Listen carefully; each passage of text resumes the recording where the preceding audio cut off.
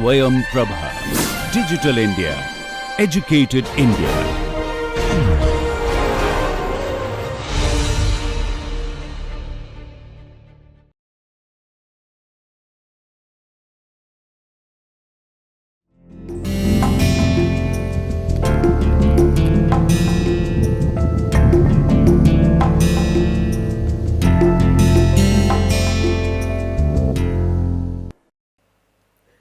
Good morning viewers, this is Dr. Ashwini Siwal from Faculty of Law, University of Delhi, and today I am going to discuss with you a very pertinent issue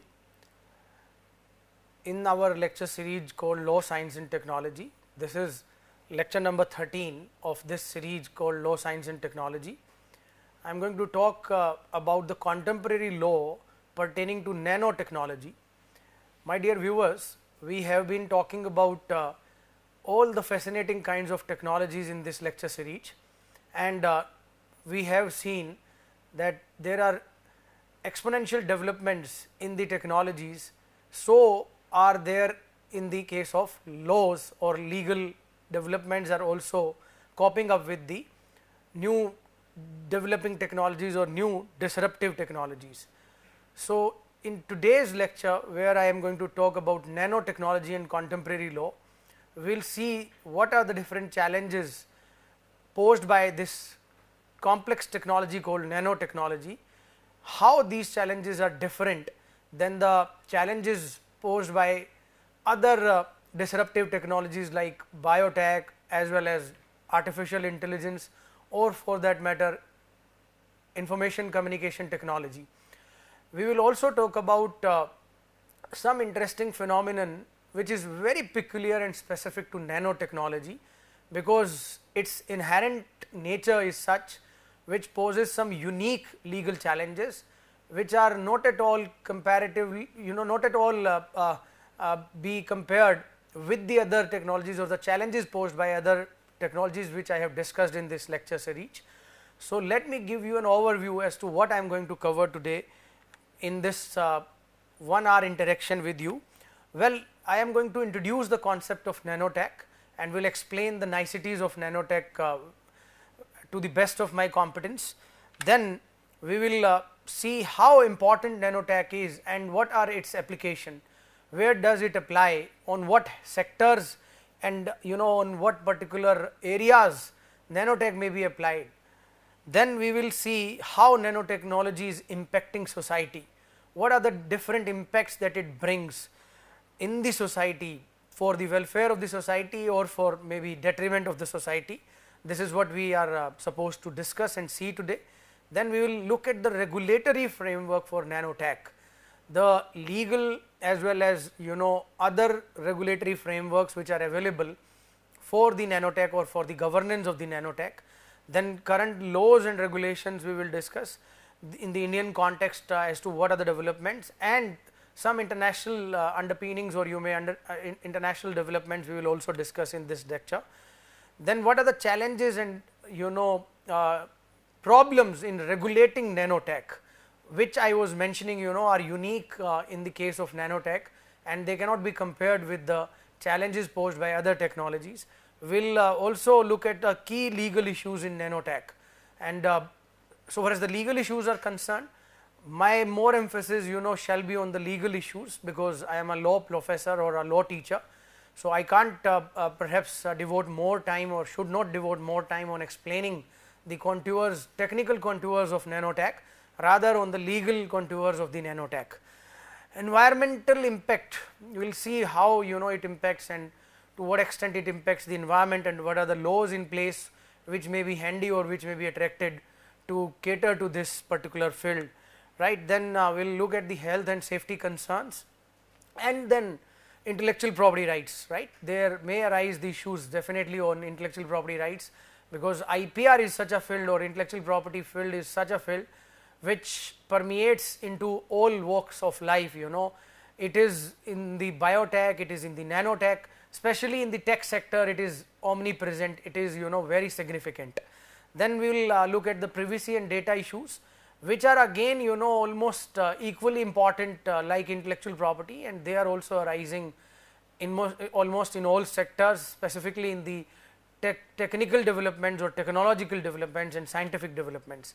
We have few more things to see here, case studies, some examples of legal issues in nanotech, lessons learned and best practices prevailing across different jurisdictions, future trends and challenges we will discuss here, and we perhaps may also discuss its growth trajectory as to where will it will take us, and to what extent it has already developed since it began.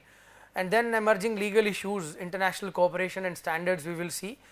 Will make some recommendations for policymakers to strengthen the regulatory framework in relation to nanotech, and how the research pertaining to nanotech may be promoted and how the collaboration may be promoted, and I will try to address some ethical and societal implications, and then I will finally conclude. So, these are few things which I am going to cover. So, let us begin with the definitional contours and the conceptual contours of nanotechnology, my dear viewers.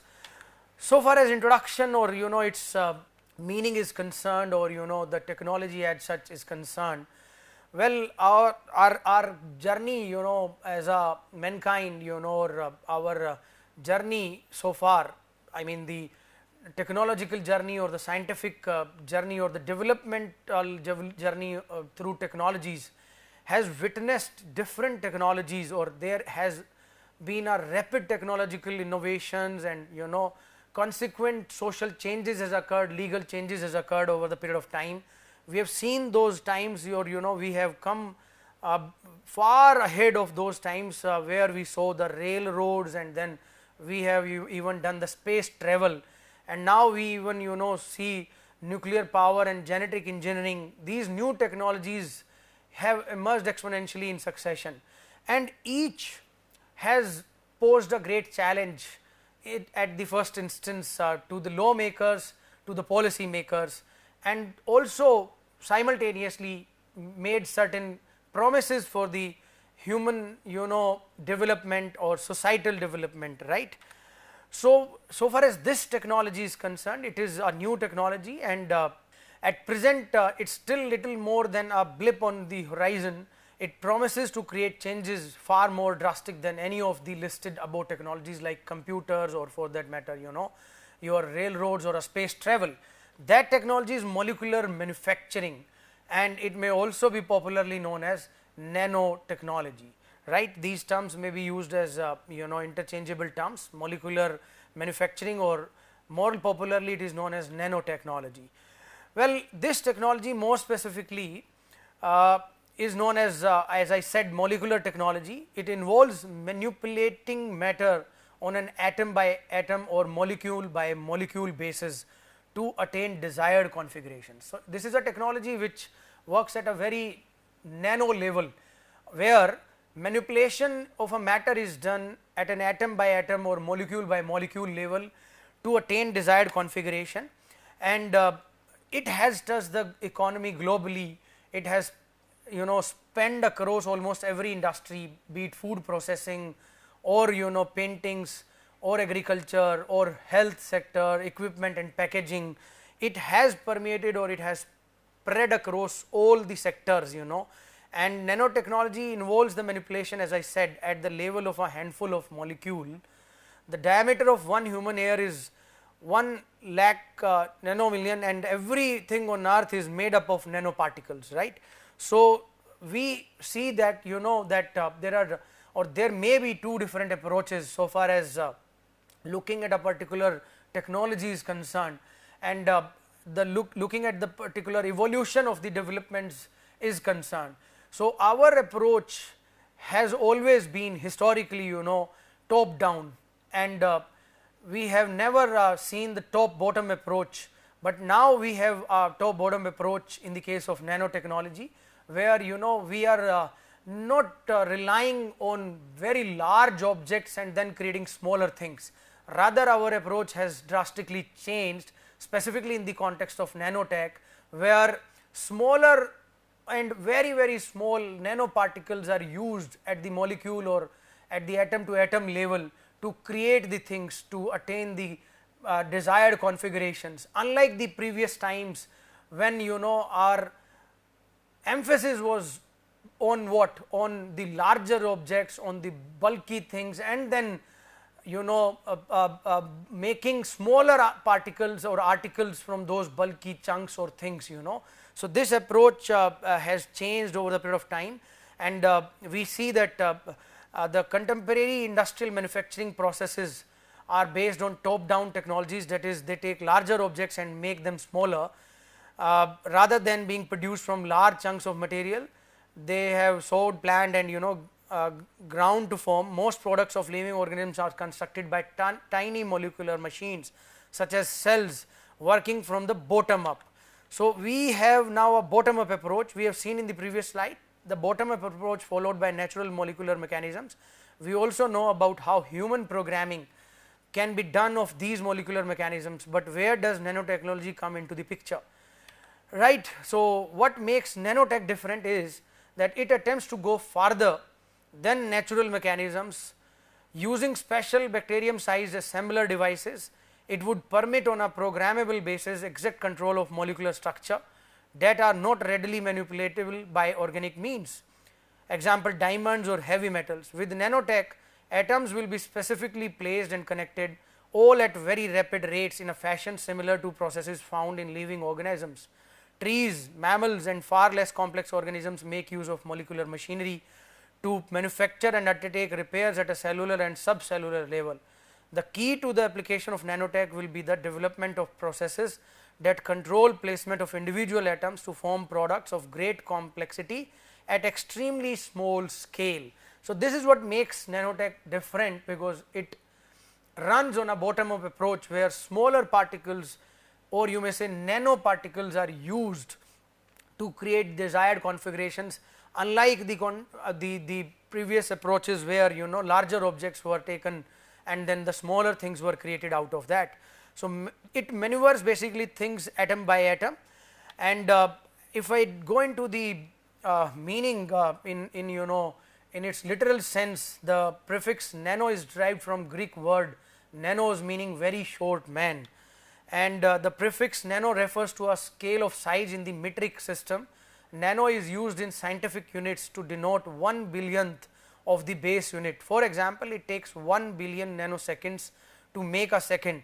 A nanosecond is to a second as 1 second is to approximately 30 years. So, isn't it startling that the nanoparticle is of such small size, right, which is what? Which is 1 billionth of the base unit, and if we exemplify it in terms of time, then nanosecond is a second as 1 second is to 30 years approximately. So, these particles are very, very, very small, and the term nanotechnology can be traced back to 1974. It was first used by Norio in a paper titled on the basic concept of nanotechnology, and we have certain definitions coming subsequently of the nanotechnology. One very important definition that we have got from International Organization for Standardization Technical Committee, and it reads: the application of scientific knowledge to manipulate and control matter in the nanoscale range to make use of size and structure dependent properties and phenomena distinct from those at smaller or larger scales. The non-profit non-governmental ISO uses the definition material with any external dimension in the nanoscale or having internal or surface structure in the nanoscale. So, we have got another definition in 2011, where nanotechnology is the understanding and control of matter and processes at the nanoscale, typically but not exclusively below 100 nanometers. Well, these are very technical things for a law students, of course, but I really wanted to explain these things or discuss these things, or at least bring these things to your knowledge, so that you can understand and introduce yourself to the new word, where lawyers can't afford to be oblivious of such developments which are taking place surrounding them. These days courts are getting lot of matters pertaining to patenting of nanotech, or there are different issues that are reaching to the courts of law pertaining to these advanced or disruptive technologies or exponential technologies. So, lawyers need to know at least basic things, or basic preliminary things about the nanotech or biotech, or for that matter other scientific developments. So, what can this technology do? Well, so far as this technology is concerned, it is a full-fledged technology which promises nothing less than complete control over the physical structure of matter. It completely controls the physical structure of the matter, and it produces large number of tiny devices. It has infinite possibilities and huge potential. Today, if we take some examples, it is used in several materials to improve their qualities and their substantial structures, right. In addition,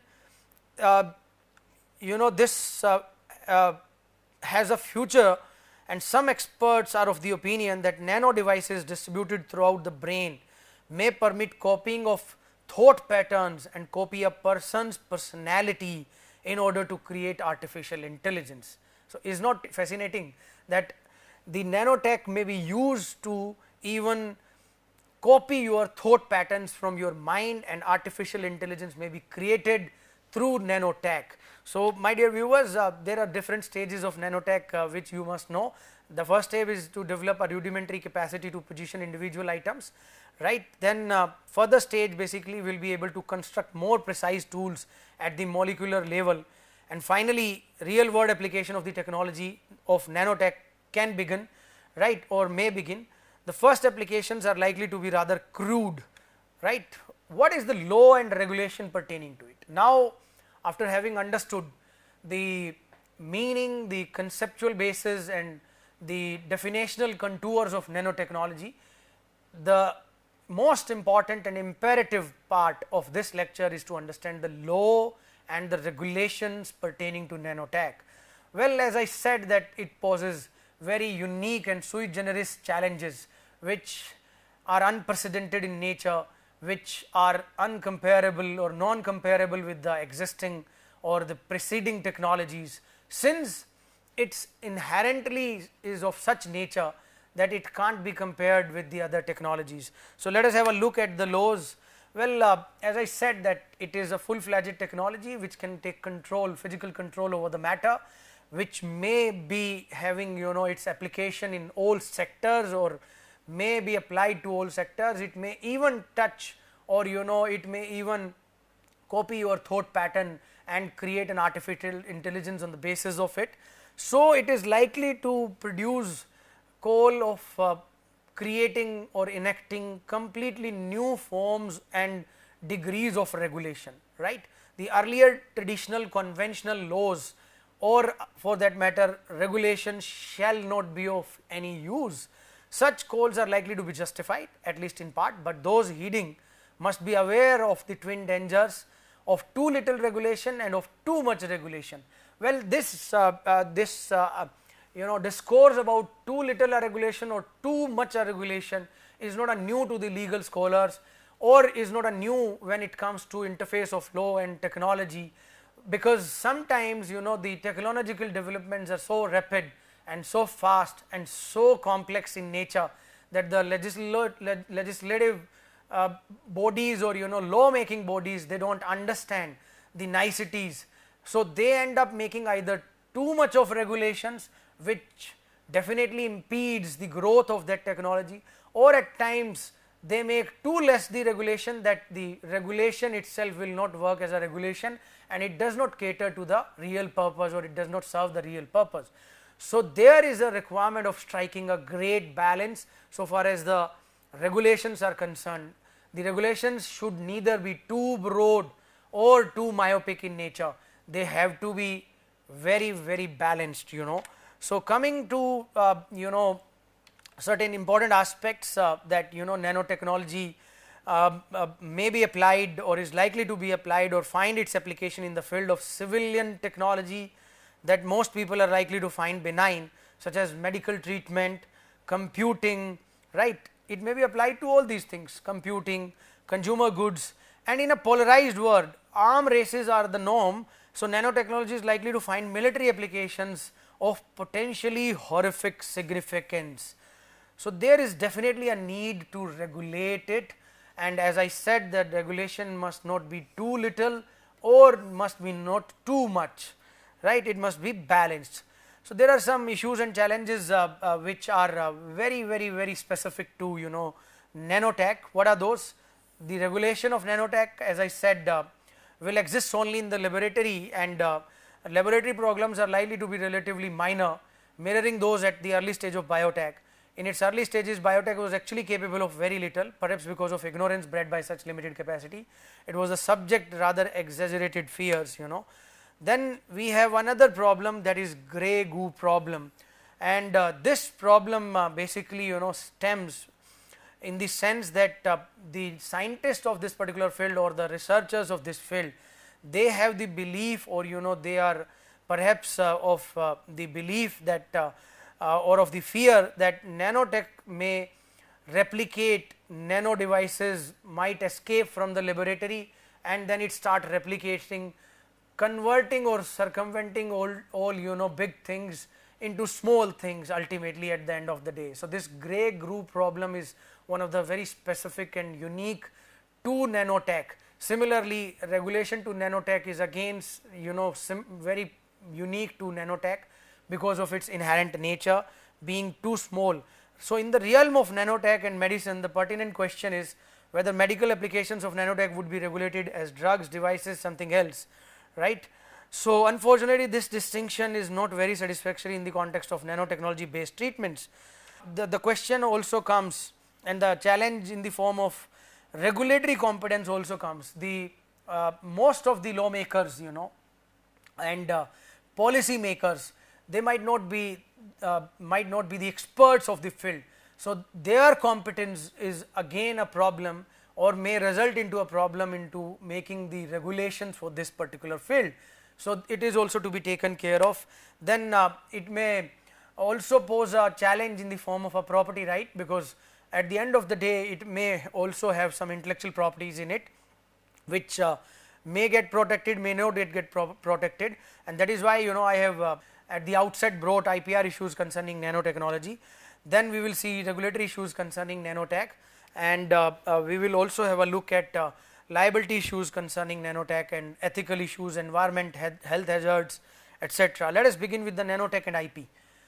This is a very fascinating field, my dear viewers.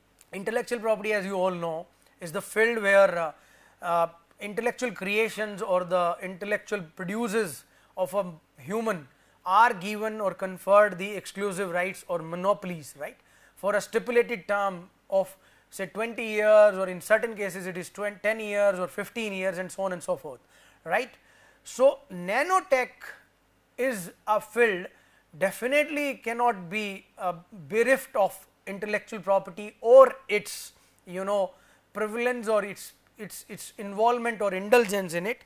Definitely it will have some involvement in the field of nanotech as well, right. And conferring intellectual property is definitely a very complex task, because we have seen that conferring intellectual property on a very simple technology takes time, or it takes years.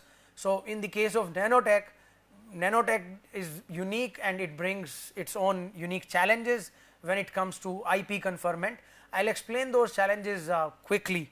Well, it is an emerging technology, and thus interesting intellectual property questions are bound to arise here. So far as the protection is concerned, it is a broad multidiscipline science. This is one unique problem, that it is a broad multidiscipline science covering aspects of biology, chemistry, physics and other disciplines.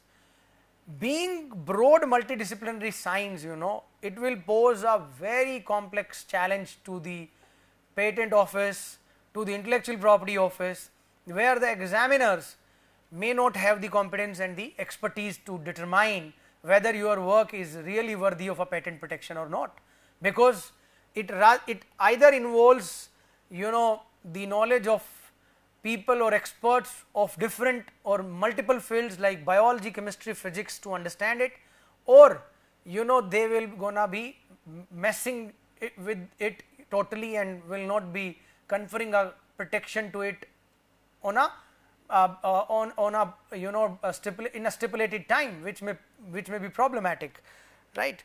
So, the difficulty lies in finding all relevant prior art. Then in the case of intellectual property, we all know, especially the IP scholars who are listening here, that prior art becomes a very important aspect in the patent law, and anything which has become a prior art, or say which has become known knowledge, or which is anticipated in the public domain, or which is something which is lying into the public domain, or which is something in use somewhere in the country or elsewhere in the world, then that prior art will negate the prospects of intellectual property protection, specifically the patent protection on your work.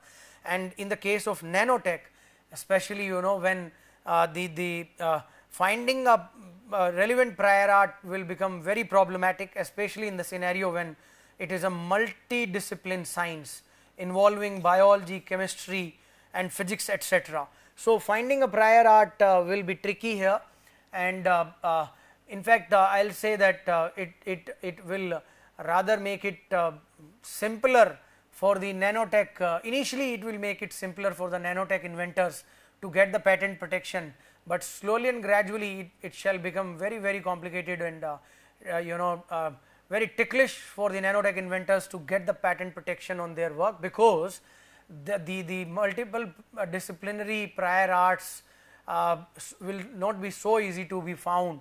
And then in the case of patent protection, when your work may be related to multiple disciplines, like with physics, with chemistry, with other disciplines, it shall be very easier for the patent office to deny the patent protection, especially in light of the fact that your work may not be termed as a non-obvious work, it shall be termed as a obvious work to the person skilled in the art. So, these are some of the unique challenges. Then typical to nanotech is also the fact that building blocks of nanotech were patented at the outset, and more of the patents issued in the field of nanotech are issued to universities, which is no wonder considering the fact that universities conduct most of the basic research. So, the building blocks of the nanotech are already patented in the different sciences, like in the biology things are already patented, in the chemistry there are a lot of things which are patented, in the physics there are a lot of things which are patented, and in other disciplines too there are a lot of things which are patented.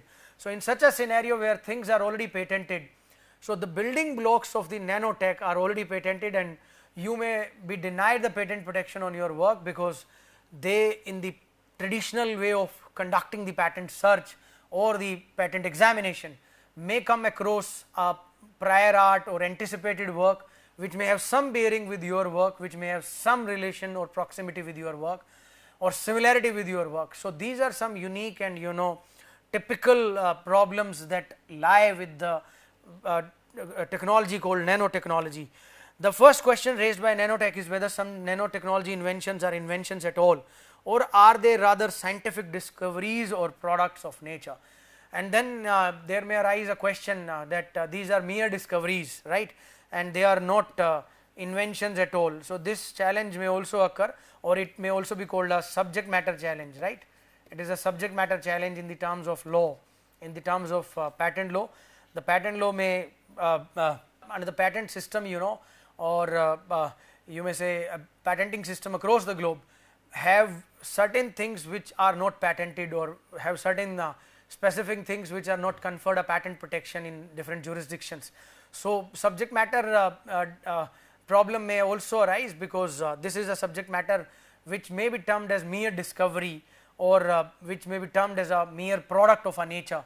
So, these are the challenges which may arise.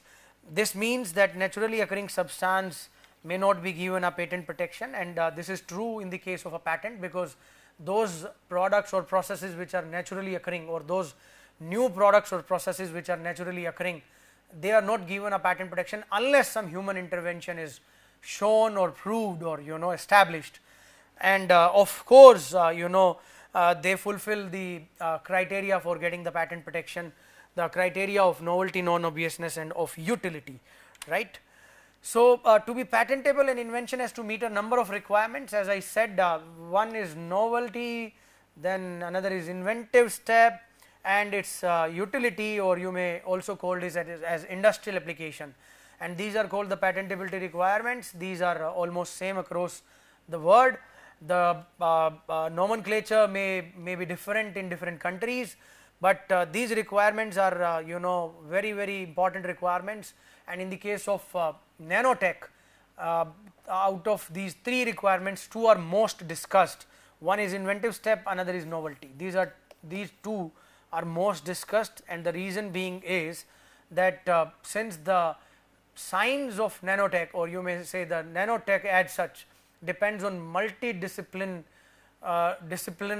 sciences, biology, chemistry, physics, etc. Their building blocks are all these sciences, and any of these sciences may get the patent application rejected because a prior art on those sciences may be found by the patent examiner while conducting the research, and your work may be termed as not novel, or novelty is still a very easy criteria to be fulfilled, but the most stringent and the strenuous criteria to be fulfilled is of non-obviousness, which may also arise, or which may also become a hurdle in the case of nanotech patenting, because in the case of non-obviousness, even multiple prior arts may be referred, and mosaic of multiple prior arts may be taken into consideration as a benchmark, and they may try to see your work above and beyond that benchmark of a mosaic of multiple disciplinary works or sciences.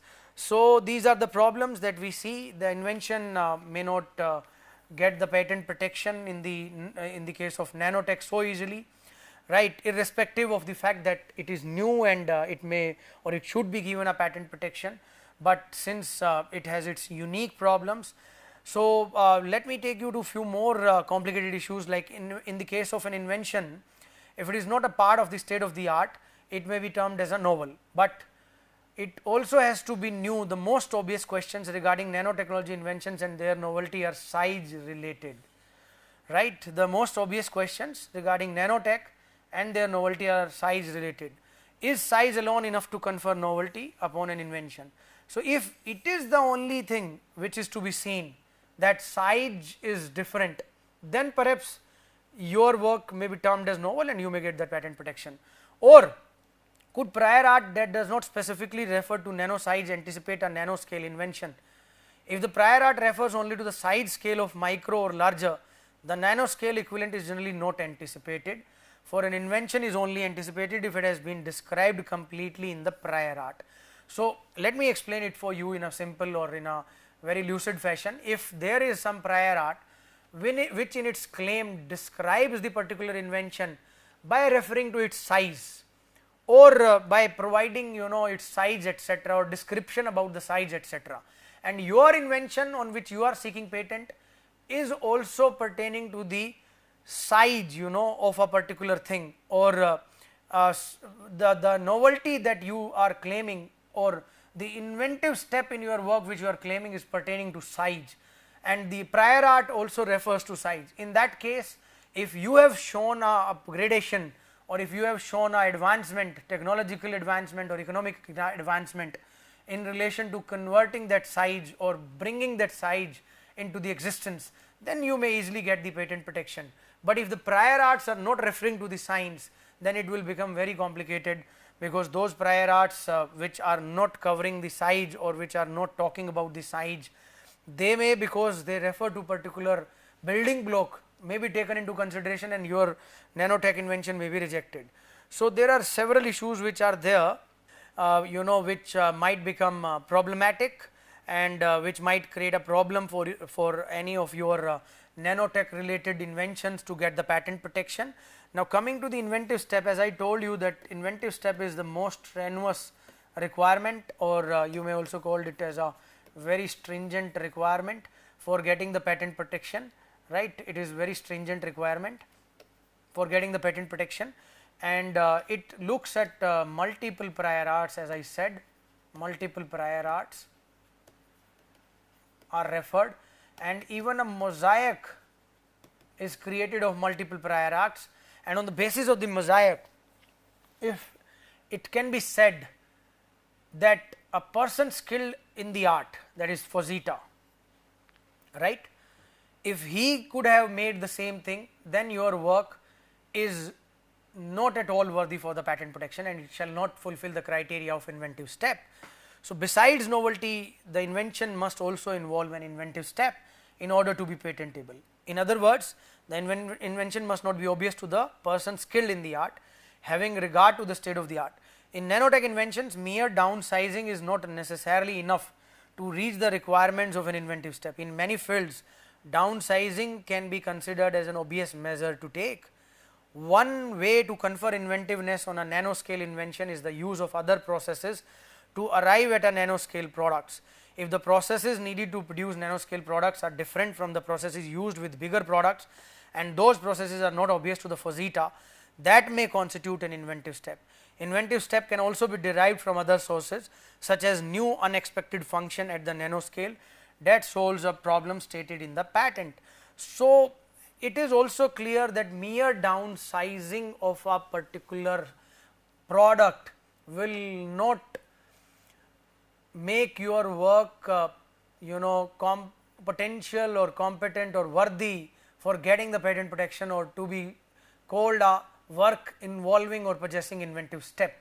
Mere downsizing will not help, but if you can prove that the process used by you to downsize the product is different, it more efficacious, is more technologically advanced, right, and through that new process you have developed or downsized the product or created a particular configuration, you may still get a patent protection, or you may get a patent protection, and the physita or the person skilled in the art cannot say that it is obvious to him, because you have brought a new process, right, which is which is efficacious, which is technologically advanced, and it is downsizing the particular product, right. So, you may get the patent protection. Then there has to be industrial application. Well, so far as the nanotech is concerned, as I told you at the outset, that it is inventions are required to be of utility or of industrial application, and nanotech is of course of a industrial application. So, certain special characteristics are there in the case of nanotechnology, because it is of interdisciplinary nature, and the utility of the new inventions may not be known at the time of conception, which poses a challenge in patenting nanotechnology, partly due to the lack of sufficient knowledge and partly due to companies' intellectual property strategies, nanotechnological patents, and broadly claimed a land grab mentality. Well, as I told you that it is a unique technology, and it is a technology which is based, or its building blocks are interdisciplinary. So, here industrial application may be a bit difficult for the inventor, even after having proved that his work is novel, is of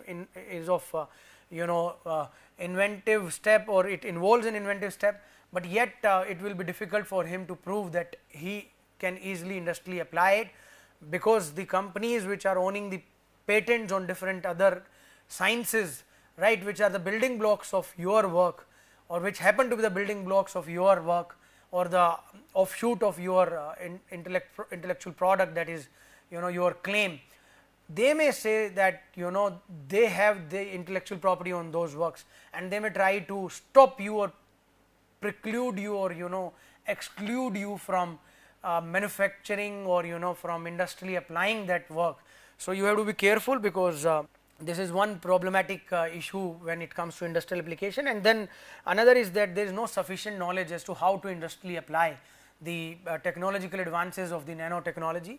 So, competence or the adequate knowledge is another challenge, right, and there are a lot of land grab mentality which predominates in the case of technological sector. So, people do create thickets, or they just sit idle or dormant on their technological advancements or their inventions, and they do not work. They just try to extort money when you try to patent something, or you try to industrially apply some of your inventions which have some bearing with their invention or some similarity with their inventions, right.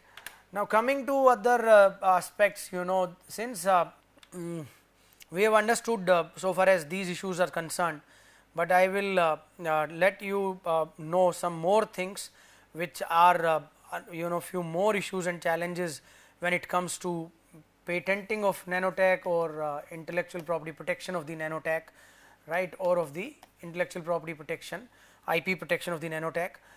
Challenge to patent authorities, here the patent applications over the period of time have surged in the patent offices, and more complex applications and claims are being filed to the patent offices, which may result into what? Which may result into delay, and which may result into non serious application of the procedures, as well as non serious application of the patent office on your patented application or on your claim. So, this is another reason which, or a challenge which patent authorities are facing. In Europe, EPO's workload has been said to have multiplied by 20 times over the past 20 years. The patent filing have increased exponentially, but probably more problematic than that is the increase in the number of claims and pages in the average application. Now, this is another challenge which the patent authorities are facing across the globe or across all jurisdictions, that patent claims or pages in average patent applications are increasing, and it as a corollary results into what? Delay, because the patent examination takes time of voluminous applications. The average number of claims in an application has risen from 12 to 20 in 2 decades, and the pages have increased over the same period of time from 16 to 30. So, it will definitely take time in patent search, patent examination, right. So, other issues complicating matters even more in both the US and Europe are the facts that nanotech nomenclature is still quite diverse, and nanotech standards are only beginning to be developed, right. Further, there are a few more challenges. There are 3 main challenges in the field of nanotechnology. Patent thickets, as I was mentioning earlier, that people make thickets by broad and overlapping patents. They keep on taking the patents on different technological developments, and they make the thicket, right, and they do not let you work so easily or get the patent protection so easily. Then we have patent trolls, then we have infringement actions, which is again problematic, and then in the case of infringement actions we have counter claims and different things. Even oppositions are so frequently coming at the pre-grant trial as well as the post-grant trial stages, right. So, even revocation applications are filed of the patents which are already conferred, right. So, these are the some issues and challenges which are very complicated and problematic. So, when it comes to patent thicket, as I told you that patent thicket is an unintentional formation of overlapping patent rights that belong to different owners. Patent thickets require that those seeking to commercialize new technology obtain licenses from multiple patentees. So, they are basically they are not someone who come up with the intentional conspiracy or intentional clubbing or collusion. This is unintentional clubbing or collusion or overlapping of different patent rights of different owners, right. But when they come to know that somebody is trying to file or filing a particular patent application pertaining to some technology, they immediately require you to take license from them. These thickets have the potential of preventing all parties from making a product that encompasses numerous patented technologies, and patent thickets are unwanted because they typically stifle competition in the market and furthermore impede innovation. Definitely, the person who faces these thickets, he or she will get discouraged because they come in collusion and they ask you to first take the licenses from them, and then they allow you to file the patent or obtain the patent and commercially use. So, they are stifling the innovation or impeding the innovation. They are in the context of nanotechnology can be understood vis-a-vis radio technology, because in the case of radio technology, when it was first came into the existence, it also faced the similar kind of challenges where already existing technologies pertaining to radio were owned by people, and they started claiming their rights, and they didn't let the new inventors to get the patent on the radio technology. And the development of nanotechnology patent thicket could impede the licensing process required for further innovation. In the field of nanotech, patent holders are not likely to collaborate voluntarily in order to form patent pools and circumnavigate these patent thicket licenses problems. Most of the nanotech research is already funded, so the inventors do not have the need to pool patents. They rather keep their patents and licenses exclusive in order to gain greater profits in the future. Although thousands of nanotech patents have been issued and even more have entered the application process in US, there is still very little nanotech specific infringement litigation that would have reached judgment. So, judgments will come only when the cases will be decided by the courts of law in the times to come or in the ensuing time. Then we will have some jurisprudence relating to the technology in question, that is the nanotech, right.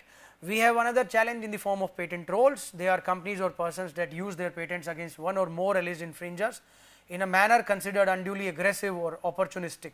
Often these patent trolls have no intention of manufacturing or marketing the patented inventions, rather they just wait for others to come up with those technologies and they then start demanding or extorting money. So, these patent trolls will not so easily let you to get the patent invention conferred by the patent office to you. Solution to these problems have to some extent have been tried to be found. The European Patent Office has taken the lead, and the EPO has brought certain measures, and these measures are most welcome. The best thing or the very important measure the EPO has introduced is YON tags to label nanotechnology in EPU databases. So, they have started tagging with YON tag, right, in their EPO, European Patent Office database. So, you all know that the patent search is a global search which is conducted by any patent office. Our Indian Patent Office also conducts the global search when it confers the patent protection. So, they also refer to the EPO database. So, if anyone who is trying to get a patent protection in India, they will refer to the EPO database, and the particular invention of a nanotechnological sphere or nanotechnological science shall be labeled as YON. It will make it easier to classify that only those labeled prior arts are to be seen in order to reject the application of a nanotech based invention, right. The interdisciplinary nature of nanotechnology made it difficult for anyone to retrieve existing patent documents and other literature, but this labeling helps. This YON code is constantly updated and improved along with the progression of technology. The tagging system used in EPO helps both inventors and patent examiners in their search for prior art. So, this is a very great and remarkable step. In the US, USPTO has also improved the quality of examination of nanotechnological patent application. They have created a nanotechnology class to organize most nanotechnology subject matter in a logical manner. Even though this significantly aids the patent examiners in their prior art search, it is still difficult to find relevant prior art. They have utilized a nanotechnology customer partnership program to help identify sources of prior art and establish technical training programs for examiners. So, they have started training their examiners, they have started clubbing labeled prior art pertaining to nanotechnology, which is stored or deposited, or you may say they have a repository of it in the form of their database, right. So, finding relevant prior art is in fact a very challenging task. Instrumental in examining prior art could be the peer to patent project. So, they have started a peer to patent project also. So, these are the issues pertaining to patenting of the nanotech, and I quickly recapitulate that there are a couple of issues because of the unique nature of the nanotech. First and the foremost is that it is interdisciplinary and multidisciplinary, its building blocks are multidisciplinary. There is a dearth of a specific prior art pertaining to nanotech, and that is why a mosaic of multiple sciences is used to negate the novelty, and it makes it very easier for the patent office to negate the novelty.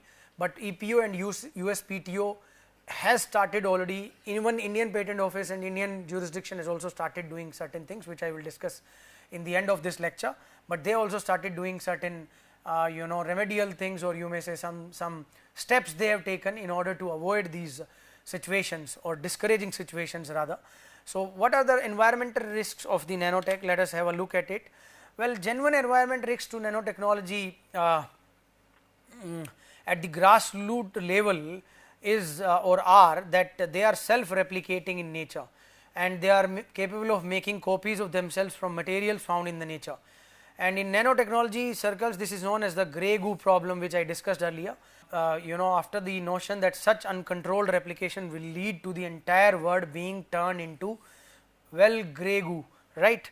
So, this is one environmental risk. Then there is also a risk that civilian applications of nanotech will not work as well or as cleanly as expected, and the risk is almost certainly smaller than similar risk associated with military technologies, right, since civilian technologies tend to be more robust and founded on a much deeper experiences base than military technologies.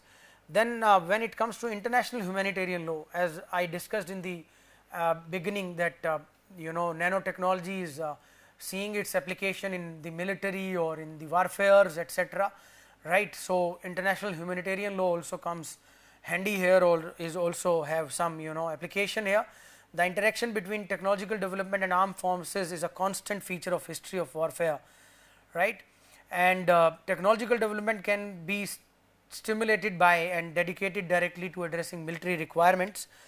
The introduction of nanotech into our civil life and warfare is also expected to influence the application and interpretation of the existing rules of international humanitarian law, raising the questions of whether the rules are sufficiently clear in light of technology specific characteristics, as well as with regard to the foreseeable humanitarian impact it may have. The challenges posed to international humanitarian law by the widespread use of nanotech can be studied in light of 4 basic rules of international humanitarian law, which are the obligation to ensure the legality of weapons. So, any weapon which will be made out of nanotech, then it is obligated that there is some legality in that weapon. Then distinction, then proportionality and precaution, all these are to be followed, because these are the fundamental rules or the basic rules as imposed or obligated by the international humanitarian law. So, if there is no proportionality in the usage of a particular weapon which is based on nanotech, then it must not be used, and utmost precaution should be used in maintaining and in using the particular weapon which is based on a nanotech, etc. So, these are the issues which are required to be taken into consideration. Then nanotechnology has its application to enhance military capabilities, including shoulder survivability. Then you have force protection, undetectable coating of aircrafts, explosive detectors, biochemical sensors, force mobility, increased energy generation and storage capacity, and certain penetration capacities, focused force application like nano air vehicles, self guiding bullets, etc. There are lot of applications in the military, and to increase the military capabilities, the nanotech may be used, but there is a requirement of nanotech governance even in the military usage.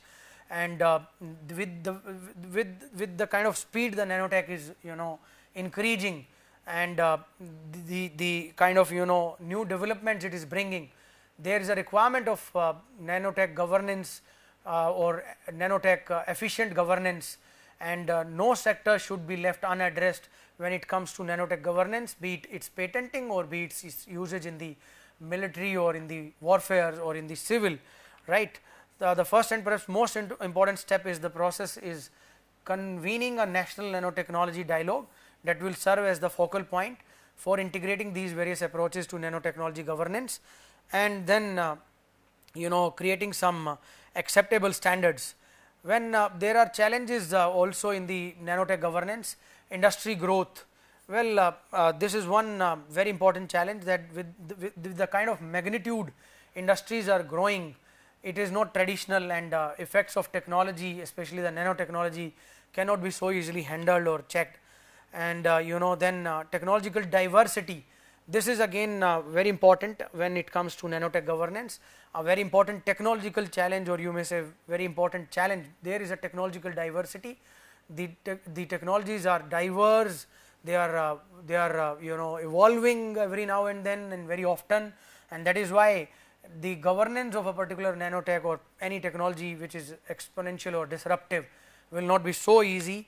Then we have lack of knowledge in public awareness. People are not aware, there is a knowledge or there is a dearth of knowledge among the even policy makers. Then the competitiveness, the people who are into the policy making or into the law making, or for that matter into the patent offices, they lack competitiveness, they need to be trained, and it brings immense potential and social benefits. But as I said that the materials are a reason so many countries and companies are pressing to rapidly develop the technologies, because they have immense societal benefits, and governance is required to be immediately brought. There are several risks also involved, health hazards are involved, social issues are involved, which I am not going to talk, because these may not be of that great importance for us to discuss here. But when it comes to nanotech regulation in India, as I told you that this is important for us to understand. Our Ministry of Electronics and IT, that is MIT, this is popularly known as MIT, has taken several major initiatives for the promotion of nanoelectronics research and innovation in the country. Major nanoelectronics centers of international standards have been established at premier institutes in the country. The state of the art nano fabrication facilities at these centers have become very popular both in India and abroad. Also, a flagship program of MIT, Indian Nanoelectronics User Program, Idea of Innovation INUP I2I, initiated by MIT, is being implemented at Center of Excellence in Nanoelectronics at IISc, IIT Bombay, IIT Delhi, IIT Madras, Kharagpur and Guwahati, and has provided a great opportunity for R&D community all over the country for accessing state of the art nano fabrication facilities. About 400 researchers are being imparted hands on training in nano fabrication at these centers every year. The research activities have so far resulted in large number of research publications and significant number of innovations for which patents have been filed. So, our country has also seen great initiatives by MIT, taken by MIT or initiated by MIT, pioneered by MIT, and they will certainly reap benefits and fruits. You see, lot of publications are coming, lot of patents are being filed on the basis of nanotech, and Nano Mission 2007 is one such mission which is a watershed movement in order to develop a comprehensive regulatory framework for nanotechnology. It was brought, and the regulatory framework in India for managing the potential risk associated with nanotechnology is not yet fully developed. While there are guidelines in place for the safe handling of nanomaterials in research and industry, there are no specific regulations for nanotech. So, however, we have existing laws like our environmental and waste management laws like Environment Protection Act, hazardous waste handling and transboundary movement rules, and so on and so forth. They apply in the similar fashion and sweep to nanotechnological waste, right. The existing chemical regulations such as manufacture, storage and import of hazardous chemicals, chemical accidents, etc., also apply to nanomaterials. Different product application of nanotech may also fall under various regulations such as drug and cosmetics, insecticides, food safety, occupational health and safety regulations. The guidelines and best practices for safe handling of nanomaterials also apply. So, overall there is a need for a comprehensive regulatory framework that specifically addresses the potential risk associated with nanotechnology in India, but we have scattered laws in the form of interspersed laws in the form of central legislations, or you may say union laws for application even in the nanotechnological sector. So, with this I have given you a comprehensive overview of laws or regulatory framework pertaining to nanotechnology, and in this lecture I predominantly emphasized on the patenting aspect, which is more crucial because we are as a country at this juncture have phenomenally grown in patent filing. In this year itself, in this fiscal year of 2023 to 2024, 1 lakh plus patents have been granted by the patent office in India, and the day is not far away when our patent office will start conferring maximum number of patents in the world, and nanotechnology based inventions shall also start getting the patent protections, and already they are conferred patent protections, but the number will phenomenally increase with the time. So, thank you very much viewers for listening me patiently. Thank you. I will meet you again with more lectures or with some more interesting and fascinating lectures in this series called Law, Science and Technology. Thank you.